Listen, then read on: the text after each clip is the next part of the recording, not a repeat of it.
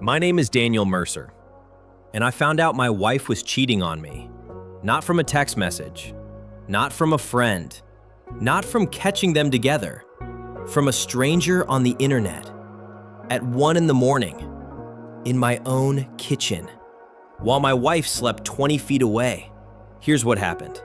Claire and I had been married for 11 years. Good marriage, real marriage. Not perfect, nobody has that, but solid. Or so I thought. About 8 months before that night, something shifted.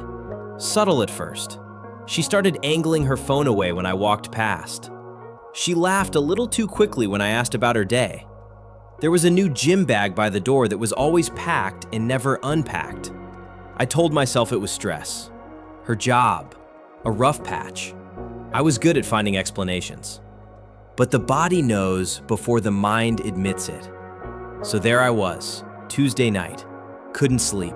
Laptop open. Falling down the kind of internet rabbit hole you only fall down when you're exhausted and a little scared of your own thoughts. I ended up on a forum. Anonymous. One of those places where people write things they can't say anywhere else. The thread was called, "Signs You Missed Before You Knew." I told myself I was just reading. Just killing time.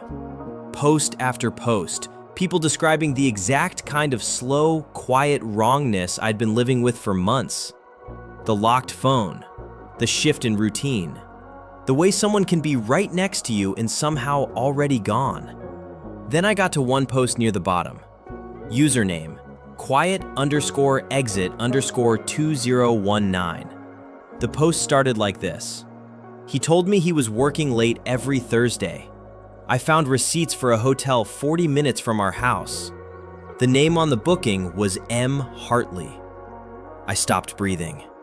M. Hartley. That was my wife's maiden name. Claire Hartley. Before she became Claire Mercer. Before she became mine. I read that sentence 4 more times. Each time hoping I'd misread it. Each time knowing I hadn't. I had 2 choices, wake her up right now or be smart. I typed a reply. When did this happen?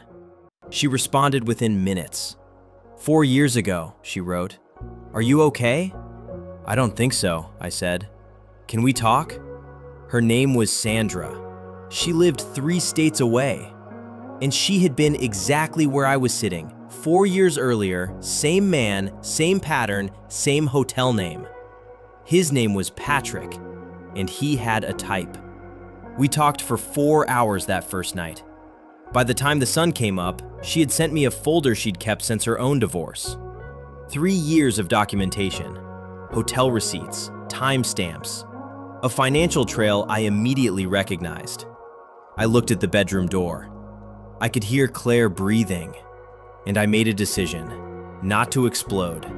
Not to confront her half out of my mind at 1 in the morning with shaking hands and no plan. I was going to be smart. I was going to finish this clean. 23 days. That's how long I held it. I called my attorney that morning. Told him I needed a consultation. Quiet, fast, thorough. He asked how much I already knew. I said, enough to start, not enough to finish. He said, let's finish it. What followed was 3 weeks of the most disciplined thing I've ever done in my life. I went to work. I came home. I ate dinner with my wife.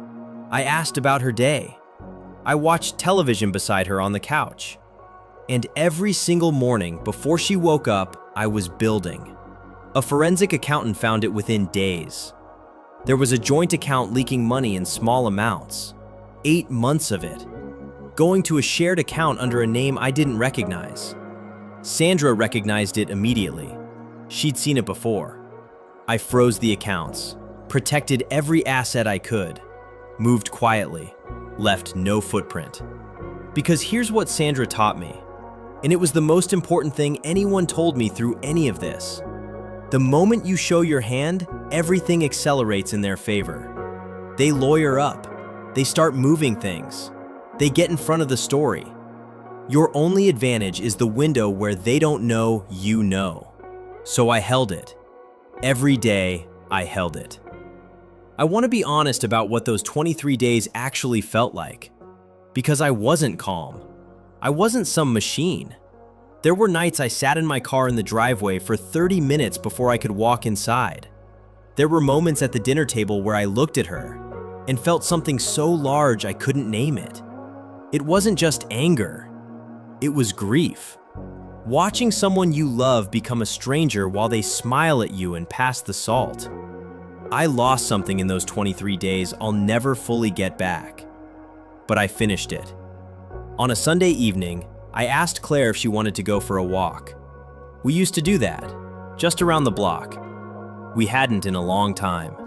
She said yes. We walked in silence for a few minutes. Ordinary neighborhood, lights on in windows, the world doing its thing, indifferent to what was happening inside us. At the corner, I stopped. I said, "I know about Patrick." She stopped. She stopped. The color left her face instantly. Not guilt, she was past guilt. More like the specific terror of realizing that the thing you thought was hidden has been visible longer than you knew. She started to say something. I said, "I've already spoken to Sandra." She went still. "Sandra?" "His first wife," I said. "The one before you." I watched something collapse behind her eyes. Quietly, like a wall that had been holding for years finally giving way. Not with a crash, but with a long, exhausted exhale. "The lawyers have everything," I said. "The accounts are frozen, the paperwork is already filed."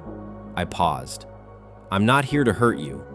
I'm here because it's over, and I needed you to know that I know." She didn't fight it, didn't argue, didn't reach for a version that made it smaller. That was the most honest she'd been with me in a year. The divorce took 4 months. Clean, documented, finished. Patrick made one mistake. He reached out to me directly, a message trying to sound reasonable, trying to set a tone. I read it once, forwarded it to my attorney and to Sandra. Didn't reply. Sandra's attorney added it to a civil filing she'd already been building. I never responded to Patrick. Not once. Not a single word. Because some people deserve your anger, and some people don't even deserve your attention. He fell into the second category. Now, here's where the story changes. 2 months after the divorce was finalized, Sandra and I talked again. Not about lawyers, not about documents. Just two people who had been through something and came out the other side. She told me that after her divorce, she had spent a long time waiting to feel okay. Waiting for some clear moment where the weight lifted and she could say, "There, I'm through it." She said that moment never came the way she expected. What happened instead was slower. She just noticed one day that she had laughed at something and meant it. That she had woken up and her first thought wasn't about him. That she had started building something new so gradually, she almost missed when it began. She said, "The anger is useful for a while. It gives you something to stand on when the ground is gone. But you can't live there. You have to decide what you're building next." I sat with that for a long time, because she was right. The accountability, the frozen accounts, the documentation, Patrick's own message being used against him, all of it was necessary. I don't regret a single day of those 23 days or the 4 months that followed. But it wasn't the ending. It was just the clearing of the ground. The ending is quieter, still in progress, honestly. It's the Saturday mornings that are mine again. Decisions I make without explaining them to anyone. The slow project of figuring out who you are when you're not also half of something else. Some days the house is too quiet. Some days are harder than others. But I'm building something. I can feel it. On the last day of the proceedings, Sandra texted me 3 words. "Done. Thank you." I sat in my car in the parking garage and read it twice. Then I put my phone in my pocket and sat there in the quiet for a minute. And I thought, yeah, me too. Here's what I want to leave you with. Being calm is not the same as doing nothing. Patience is not weakness. And the most dangerous person in any situation is not the one who reacts first. It's the one who's already decided. I held 23 days of silence because I knew that exploding would hand them, every advantage. I built the case because I refused to be someone that things just happened to without cost. But when it was done, I didn't stay in the anger. I let it do its job, and then I let it go. Because Sandra was right. The anger is a place to stand. It is not a place to live. I'm building something new on the ground I cleared. Slowly. Some mornings better than others. But I'm building.